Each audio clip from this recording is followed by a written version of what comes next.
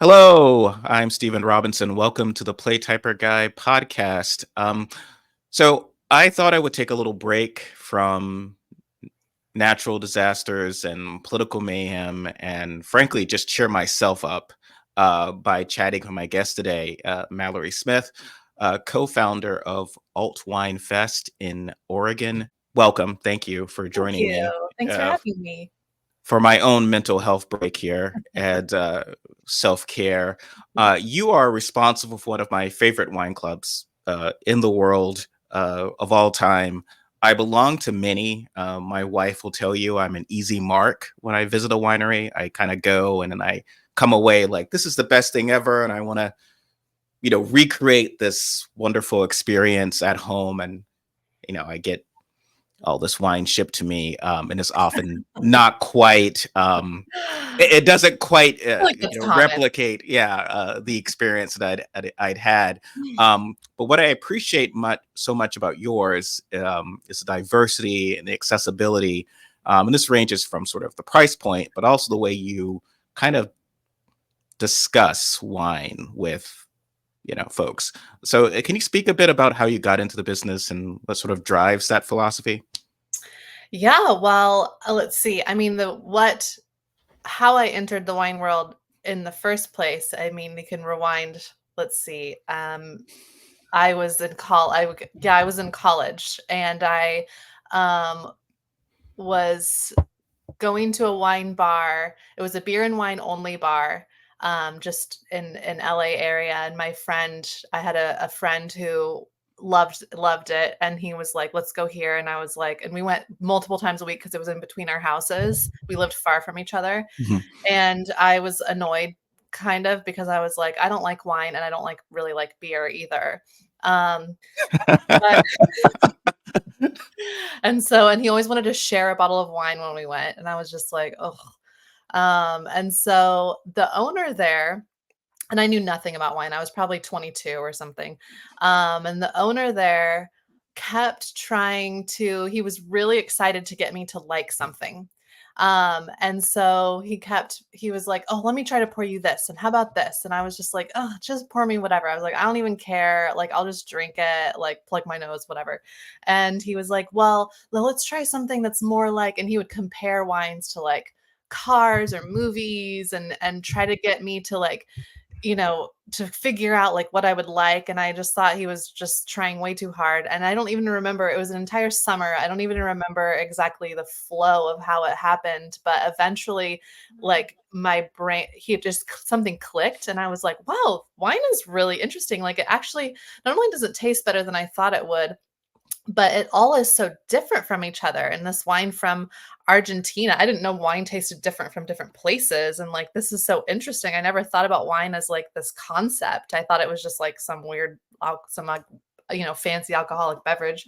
And so yeah, that was what kind of then it became this, like, cerebral thing for me where I was like, "This is so interesting. Wow, you're right. You can taste the difference between, like, this type of grape from this place and this type of grape from this place." Um, and then, I got a job. I was looking for just part-time jobs at the time. I was saving up money to move to Portland, actually, and so I, got a job at a winery. I don't know why they hired me because I didn't know anything, but, uh, they hired me, and then I went back to this guy, and I was like, "Oh my gosh, I have a job at a winery now. Can you, like, teach me what to say and what to do?" I don't know anything. I have no idea what I'm doing. And that's when he pulled out all of these books and he was like, okay. He's like, when you talk about wine, you have to say, like, when you talk about what it tastes like, it's called the palate. And when you talk about, like, the end of it, it's called the finish. And he started using all this language with me. And that's this moment where I was like, oh my gosh, that's crazy that it's like this whole world, and he never even introduced that world to me. He just talked to me like a normal person this whole time, and he, Mhm. like, made me love it without, without, like, being pretentious, and then he taught me all those other things afterwards when, like, I needed to know those things, and so that was my introduction into wine, and so then I fell yeah, so I was falling in love with it. I worked at this winery, asked the people there millions of questions, learned tons of stuff, moved to Portland, took wine courses, and everyone was so boring. I thought I was gonna make friends. I was like, "Great, I just moved to a new city, I'll take wine classes, I'll make new friends." No, they were just like, "I'm just here for work, don't talk to me," and I was so sad. And that's when that was kind of the click. I was like, "Oh, this is so interesting. Wine is so beautiful and so fascinating." And I was introduced to it from that direction. And now that I'm in it, I'm realizing how the world of wine is so like there's so much knowledge that's like not only gate kept from people, but also just like it's framed in this way that's just flat. Um, Mhm. and people are bored by it and people are like they're not giving it the passion and like the kind of like light that it actually has. And so that's when the experience that I had at that bar really in hindsight I was like that was an incredible experience and I didn't realize that at the time, and so that was kind of the inspiration for everything that I do now. It kind of like weaved back in. Yeah, there's one of my favorite TV shows, so the old 1960s Avengers TV show. Diana Rigg played the character Emma Peel, and there's one scene I always remember where someone is inviting her to a very pretentious sort of wine tasting, and he's like, "What's your do you like wine, Mrs. Peel?" And she's sort of like in moderation, and he's like, "I was referring to your interest, not your capacity," and she's like very dryly, it's like, "So was I," because it's like you know, I don't want it to be as you're describing this very gate kept pretentious. Like she has it's like I like it. I just want to, just Yeah. have a drink and not have it be like where I have to learn an entirely new language, right? Or Yeah. like, Yeah, um, like, take it to the level of, like, wherever you are, yeah. and so how did you wind up coming into the Portland area and getting involved Oregon? And I got into Oregon wines. I was living in New York around the time, and we'll discuss the Pinot Noir concept. But when that was huge, right? And about 15, 17 years ago, and um, it felt like this whole new thing. Even once I was in France, and a very French lady at a vineyard was sort of like, they're okay, which is my wife later said was the highest praise for a French person to say about any American wine, and it was just like, That's oh, what she said about Oregon yeah, Pinot? exactly. Like, it's okay. And it's like, oh, and she's like, yeah, she must really like it. It must be really good. That's good, that's a good thing. Exactly. So, yeah, how did you sort of get involved in what brought you to Portland? I guess. Um, I mean, that's kinda unrelated to wine, but I had a friend in college who grew up in Corvallis, and so, I came up with her from LA to Corvallis quite a few times, and then when we were in Corvallis, we would come and visit Portland, and so through those handful of experiences, I was like, "Oh, I really like this city." I think and I wasn't liking it down there, and I was like and I wanted to be a writer. Mhm. And I was like, "It's an artsy city, and I could do that kind of thing up here, and it feels more manageable, much more manageable and smaller and more community based than LA." And so that was kind of my goal. I was like, I will move up there and write and do wine stuff on the side." And how did that come about? Because it seems like when you discuss wine or talk about wine, you do tell a very compelling story of that particular.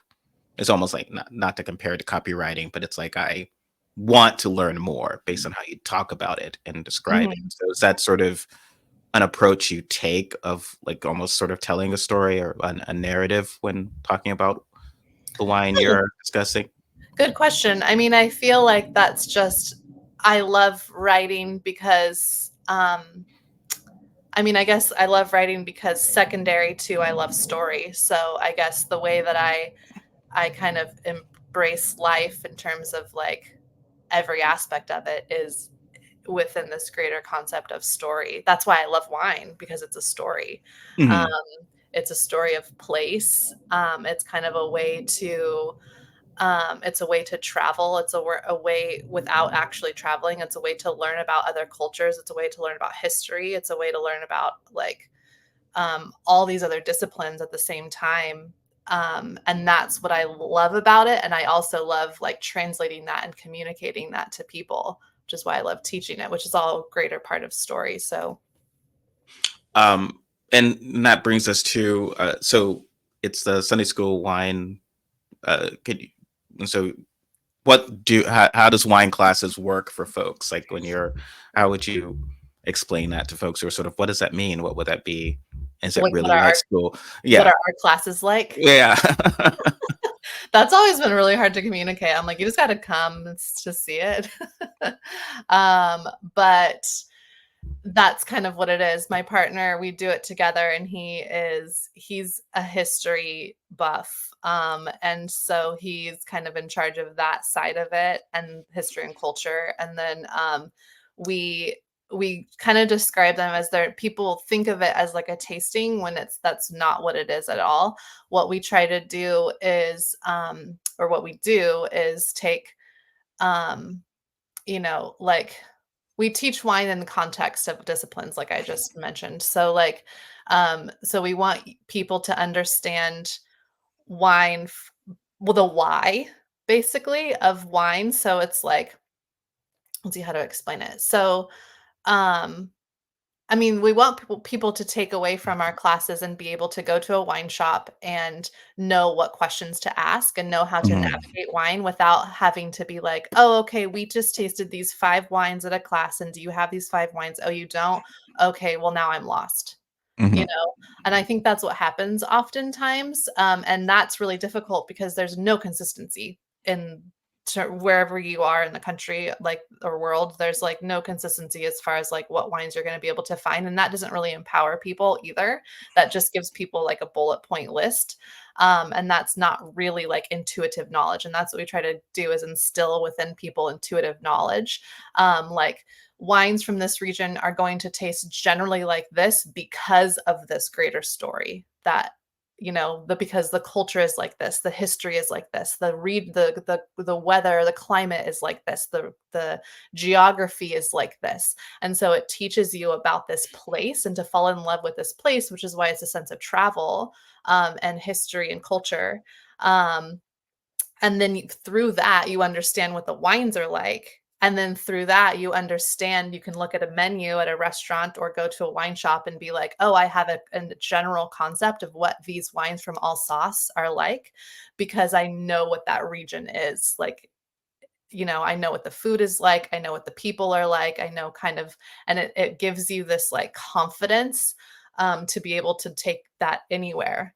Um, and it's beautiful. It is. Yeah. It's like having traveled all over the world without having traveled, which And and getting back to accessibility you provide and what you're saying, that sort of knowledge or kind of empowerment, but I've witnessed as well, people at either in restaurants or when they're stopping at a wine shop before going out to a party or someone's home, it is this not sort of dance, but this nervousness of like, okay, well, I don't want to order the cheapest thing on the menu. I don't want to like look like a rube, but this is really expensive. I just want a nice thing that goes with this meal. But how do I ask it? And often the person that they're asking might not be trained the way you were to kind of be able to steer them that way. And there is sort of that confusion. And then like when you're going in, just like, oh, it's a housewarming, but it's a friend's part. Like what do I really do? And I think you were that way. Often I would stop in at the bottle shop where you used to work, and I would ask, and you would frame it in the context of what was I planning on doing, what was the situation, or so forth. Because I know for myself, a lot of people, and they happen again with the wine clubs, and they're these very especially the higher dollar ones, it's everyone feels like, oh, this is a special occasion wine. So it's just like who's getting married or what big event should I just got a promotion and I will open this and it winds up sitting in their house forever. yeah. As opposed to sort of, I think you often here are great choices for this nice, your friends are over and here's what you're serving. And which is always great. I mean, it's as you were saying with the stories. I have a few of your, and I'll Oh, drop some of them into because Mallory is a wonderful illustrator, and she would illustrate with this lovely penmanship on these cards about the wine when you were part of the wine club, and I'll include some of the examples in the newsletter. But it'll say like to eat with toast or with chicken. Or the spaghetti with smoked sausage, getting me excited even about, oh, I'd love to make that dish do you have with this? And it's always mhm, um it's very accessible, and I've always appreciated that. mhm. Yeah, wine in context. I think that Yeah, oh, helps yeah. you, like, understand it and appreciate it. And that brings us sort of to the alt wine fest, your partner Martin Skegg.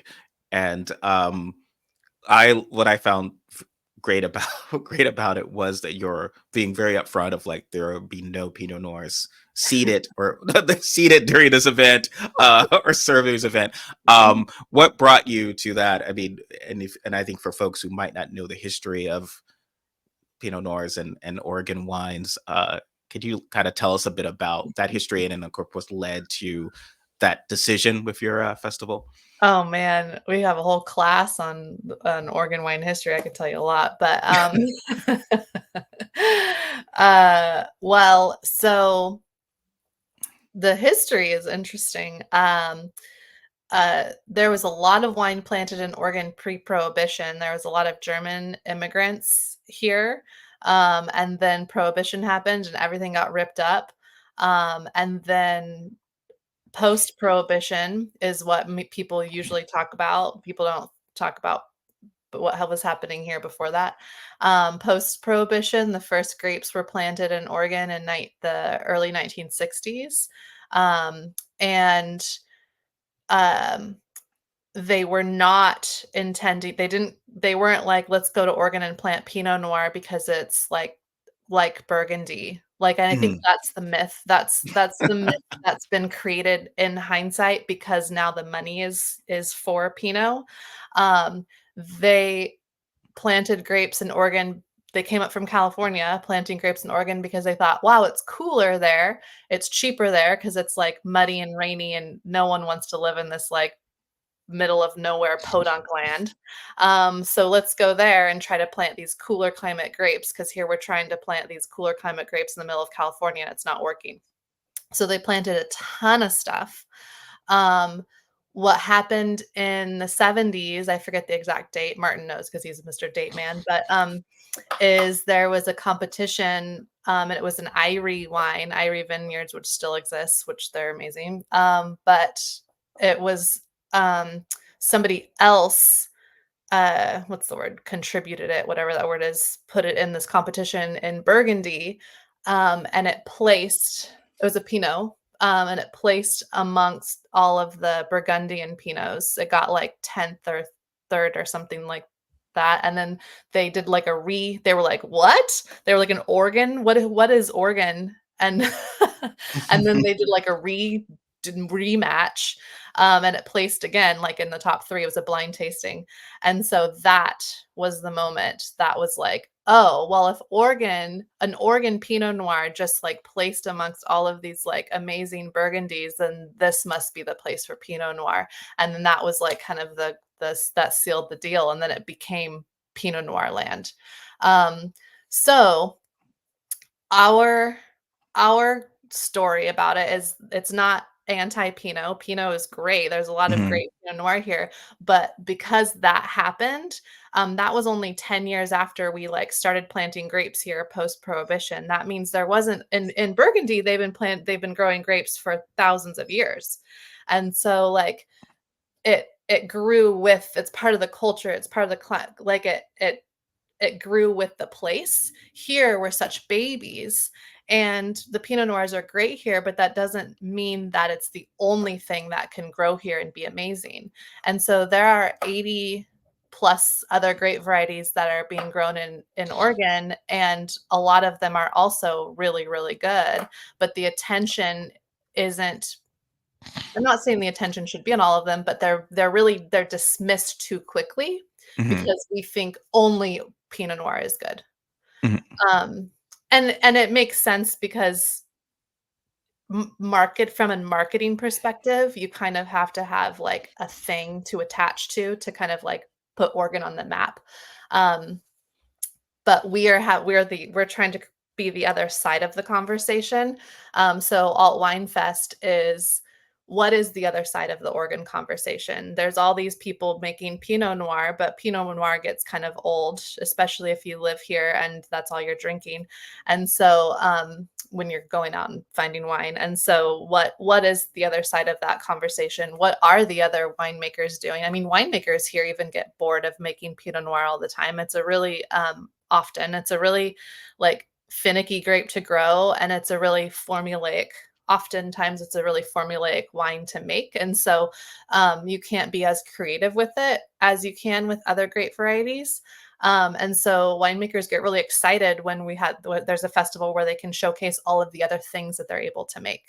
Um, and so that's what we're trying to do is like, what else is there? What is the other side of this conversation? What else are people doing that's like really exciting that, that is really great that Oregon can do really well?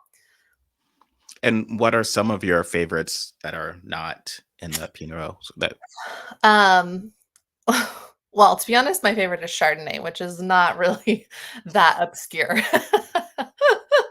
why not? I enjoy a good Chardonnay Yeah. as well. Um, I like kind of richer whites. I really love Chenin Blanc, which there's some of here as well. I really like there's some really esoteric, interesting grapes that are grown here that have been here a while. There's like um Sauvignon Rose is one that and like Aaron Felsner. These are like really obscure ones that you don't see like almost anywhere else. But then there's things like let's see, like Gruner Veltliner, um Gamay. I mean, Gamay is a classic. There's lots of Gamay here. Cab Franc. These are all in the Willamette Valley. There's also Southern Oregon where there's lots of like, all of the thing, Tempranillo, Malbec, um, Zweigelt, which is like a German or Austrian grape variety. Um, what else? Gosh, I mean, there's more than 80, and I love that I can't even like think of any more. Wow. Um, and You name it, so you have it. yeah, exactly. So in the fest, it's a sort of this opportunity to sort of be exposed to more than say certain people might be. I mean, and definitely, I remember when I first moved to New York. It's the mid '90s. Oh, it's 30 years ago. Yikes! But that was the age of pre the film Sideways. So every time Merlot was sort of a default, and I think certain wines can become sort of this default. Like if you go into a bar or restaurant and you just the idea if I should drink something, and it really starts almost as simple as red or white, and then there's sort of this is what you should drink, and it felt like there's a period where, especially in Oregon, Pinot Noir became kind of that placeholder, right, of Mhm. what you would order to sort of drink, and I think what you did with the wine club, and I think obviously with the classes is sort of again open up the idea of the context, as you were saying. What's the context of this experience? And here's some options that you can have. And here's when, like a lot of people say they don't like Chardonnays, but like have they been drinking it and perhaps seems silly, but in the right context, right? Of the Yeah. whole, and Yeah. sort of providing that at a festival like that, um, how would you create a sort of context for folks given the different wines? Is there food provided, or is there what how do they set that up? So we have food, and we have food carts, what else did we have last year? We create, I mean, Martin's really good at this. He's a DJ, and so he spends like the entire year creating a playlist. So there's definitely part of the alt is we create an alternative kind of feeling or vibe for people. So the festival itself feels like you're not at a wine festival, and that's something that I love about it, and that people really appreciate about it. The idea is that you're supposed to be.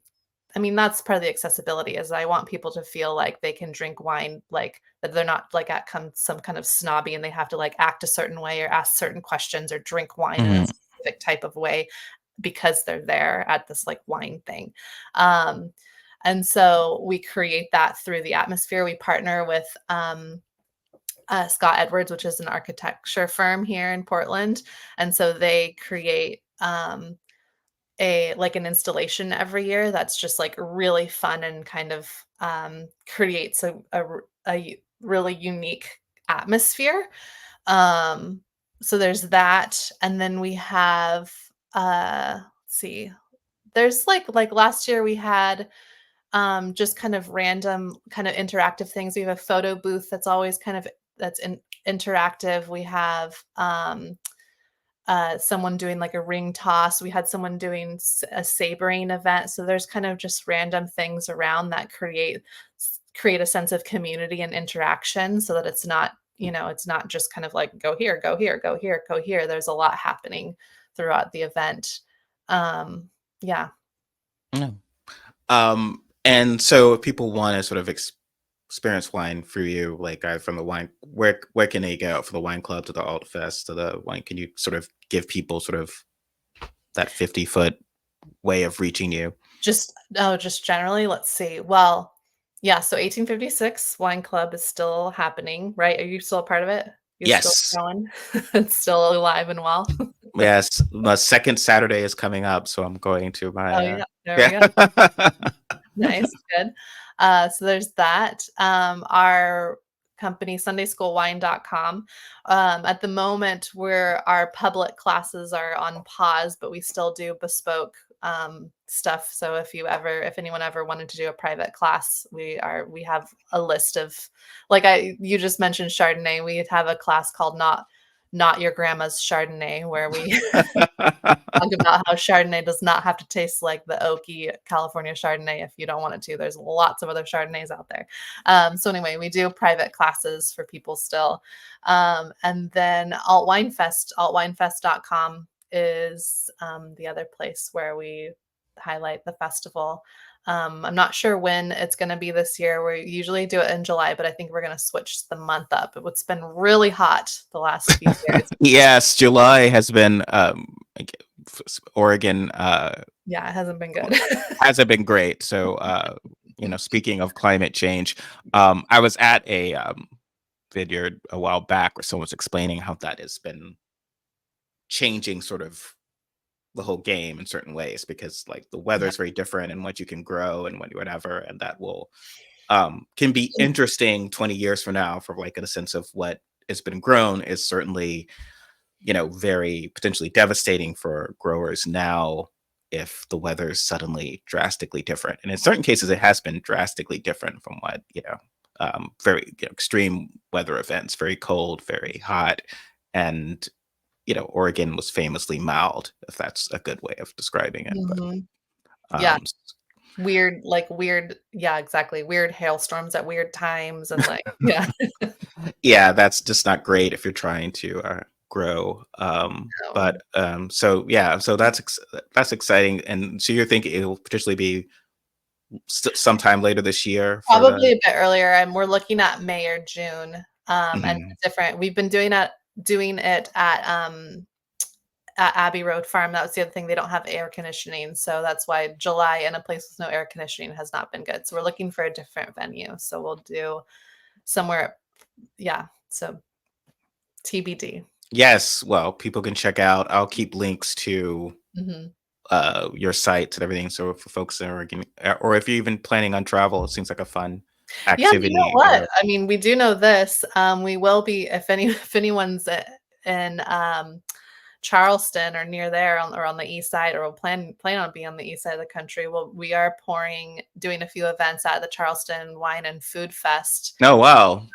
in the beginning of March, the first week of March. So that's Oh, something. right, yeah. I loved.